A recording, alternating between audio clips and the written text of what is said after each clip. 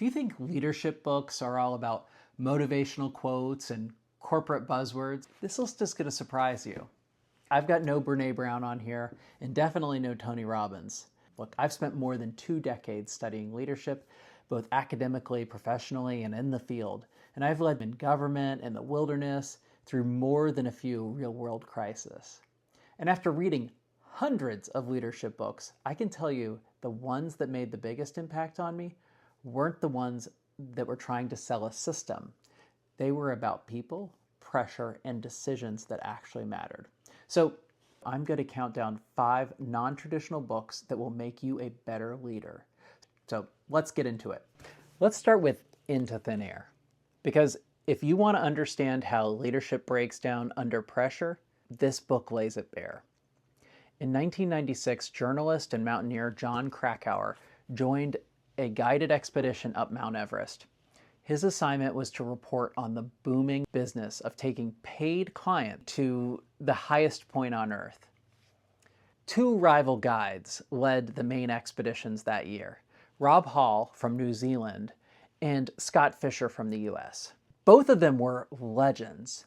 Both wanted to prove that they could lead clients safely to the summit and back. They had structure, rules, a turnaround time of 2 p.m. If you weren't at the top by then, you turned back no matter what. But on summit day, the structure started to crack. Bottlenecks formed. And near the Hillary Step, oxygen was running low. Radios failed, people were exhausted, but nobody wanted to be the one to say, stop. This is where Krakauer introduces this concept of summit fever. It's this mindset where logic disappears and all that matters is reaching the top. The climbers pushed past their window. A storm hit, visibility dropped to 0, and within hours, people were lost, separated, and dying in sub-zero winds. Several of the most experienced guides, people who'd had dedicated their lives to keeping others safe, didn't make it down. What really stuck with me was how much pressure these guides were under. They had clients who had paid tens of thousands of dollars and were desperate for the summit. They had reputations to protect, sponsors to impress, and the weight of expectations on their shoulders. If you study this story through the lens of leadership, you see how competing motivations pull at you. Safety versus success, reputation versus responsibility. Sometimes your team wants something badly, and you have to make the call they won't like. The right decision isn't always the popular one. Honestly, this book, it's the reason I ended up studying wilderness leadership in college, because it showed me that leadership isn't about theory, it's about choices that can save lives or cost them. That's why this book starts the list. If Into Thin Air is a story about fast-moving disasters, one that unfolds over hours, Truth, Lies, and O-Rings is the opposite. It's a slow-moving catastrophe you can see coming from miles away.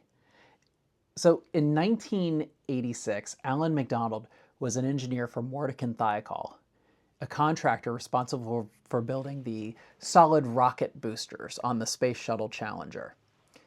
He and his team noticed something wasn't right. The O-rings, the small rubber seals inside the boosters, didn't perform well in cold weather. The morning of the launch, it was 36 degrees at the Kennedy Space Center. McDonald refused to sign off on the launch. He told NASA management that launching under those conditions could cause O-ring failures. But the pressure was building. There had already been multiple delays. Executives wanted to get it done. Their class is full of students watching because one of the astronauts, Kristen McAuliffe, was supposed to be the first teacher in space. McDonald and others' warnings were overruled, and the launch went forward. 73 seconds after liftoff, the space shuttle broke apart and 7 people died. McDonald knew what was right. He knew before it happened. He watched the system fail in slow motion. Most people would have gone quiet after that, but he didn't. Dramatically, he spoke up in front of the congressional investigation and testified against his company and NASA leadership. He told the truth publicly, knowing it could end his career. That's integrity. He later wrote Truth, Lies, and O-Rings. It's a case study in the chain of integrity. Every link matters. You can't just have one honest person at the bottom or at the top. Everyone has to maintain it. Systems don't fail all at once. They erode one rationalization at a time. What makes McDonald so extraordinary is that he didn't just speak up before the disaster, he stayed and tried to fix the system afterwards. It's one thing to risk your job, it's another thing to walk back into the wreckage and try to rebuild trust in an organization that's lost its soul. And because of him, NASA's entire safety culture was rewritten. And that's what real leadership looks like. It's easy to say failure is not an option, but you have to actively think of how we prevent it. Okay, so this next one's a total shift in tone, but it might be one of the most important books on this list. If you actually lead people, it's Play by Stuart Brown.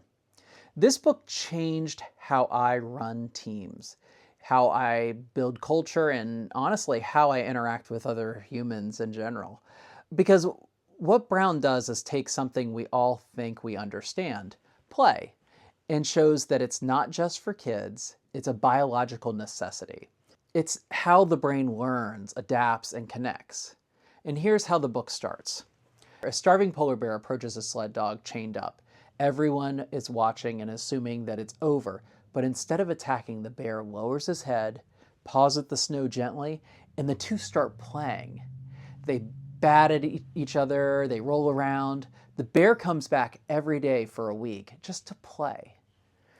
Brown opens with this story because it captures something primal, that even in survival mode, play is hardwired into us. It's how social animals test boundaries, build trust, and find connections.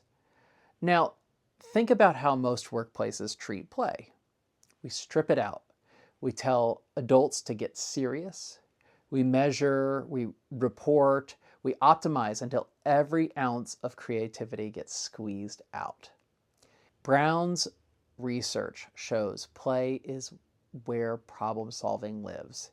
He breaks play down into types. There's the explorer, the storyteller, the competitor, the joker, the collector, and a lot more. When I first read it, it was like seeing my team with new eyes. And here's what's wild. When you understand play styles, you start to understand how people recharge, how they can best collaborate, and what drains them. For leaders, that's gold. Because if you lead without understanding how your people play, you're leading in a system you don't fully understand. You'll think you're motivating them when actually you may be just exhausting them. When people are free to play, they're free to think. And when they're free to think, they're free to solve.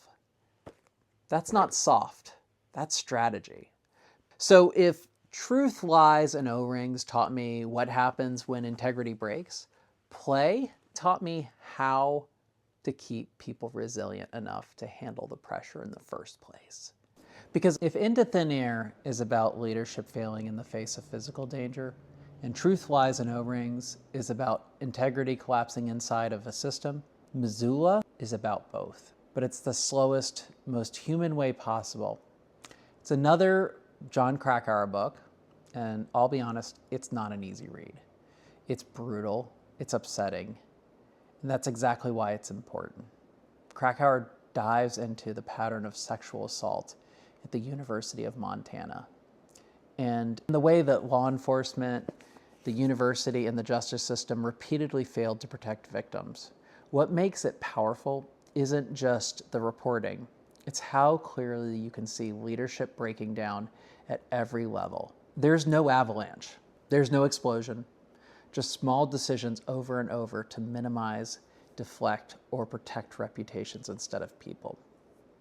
And it hits hard because you realize that this is what systemic failure actually looks like. It doesn't happen in headlines, it happens in meetings, in whispers, in quiet moments where people decide what's easier instead of what's right. That's why I put this one on the list. because leaders who avoid discomfort will often create it for others. You can't read this and walk away thinking leadership is just about performance or policy. It's about protection. This last one has been studied for decades in business schools, military academies, and leadership programs, and for good reason. Because the voyage of the Endurance isn't about things going right, it's about when things go wrong, when leadership meets the moment. So Alfred Lansing's Endurance tells the true story of Ernest Shackleton's 1914 expedition to the Antarctic.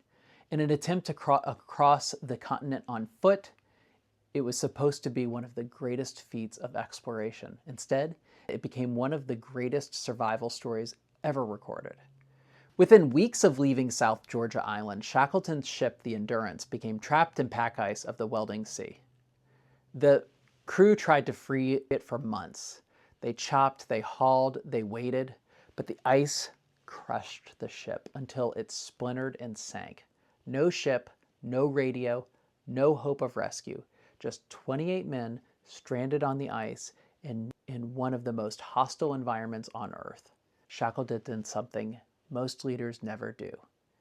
He completely reframed the mission. The original goal was gone. He told his men, "We are not explorers anymore. Our mission is now to survive and to get every one of us home." And he meant it. What's incredible about Endurance is how Shackleton leads through that pivot. He doesn't panic, he doesn't posture, and he keeps morale high through structure, humor, humanity. He assigns roles. He insists on routine.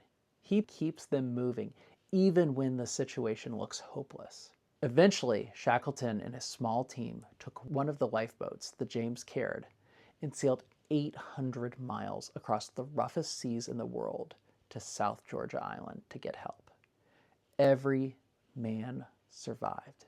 And that's why this story gets studied a century later. It's not about technical leadership, it's about emotional leadership, presence, composure, and clarity, even when the system has failed. I really hope you enjoyed this.